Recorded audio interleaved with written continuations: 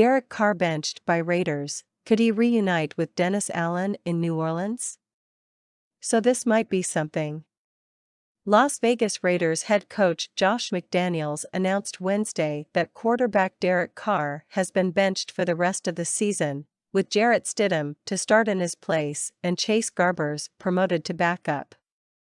Carr has likely thrown his final pass in a Raiders uniform given his hefty salary cap hits in future years, which were only guaranteed for injury.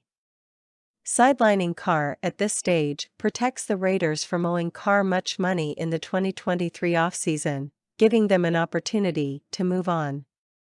Carr was drafted by the Raiders in 2014, Dennis Allen's abridged final year with the team, at number 36 overall out of Fresno State.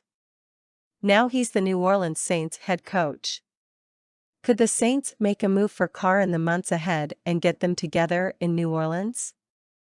We can't rule out the possibility.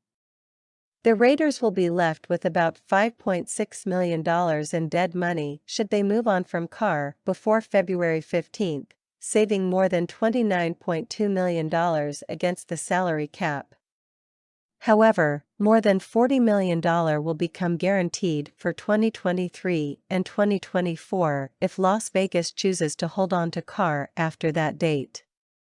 If he's not released to avoid that, it's because the Raiders believe another team, like New Orleans, maybe, would trade for him and take on those costs themselves.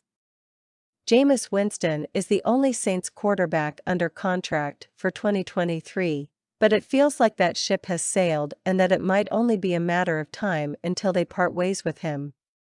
Carr would give New Orleans an experienced starter under center, though he hasn't found great success over the tumultuous years with the Raiders. Carr has played in the postseason just once, 2021, though his MVP-caliber 2016 season was ended by a broken leg in Week 16. But, hey, it was similar when Drew Brees signed with the Saints once upon a time, too. AFC West retread quarterbacks have worked well in New Orleans. Carr may have a 63-79 record in the NFL, but he's completed 64.6% of his attempts while throwing 217 touchdown passes against 99 interceptions in his Raiders career. He's never led the league in interceptions, well, not until now, and others will surpass him after this benching, but he's twice set the pace for fumbles, putting the ball on the ground 12 times in 2018 and 11 times in 2020. He also doesn't have an extensive injury history. The point is that the Saints could do worse. The likes of Winston, Andy Dalton, Taysom Hill, Trevor Siemian and Ian Book are proof of that.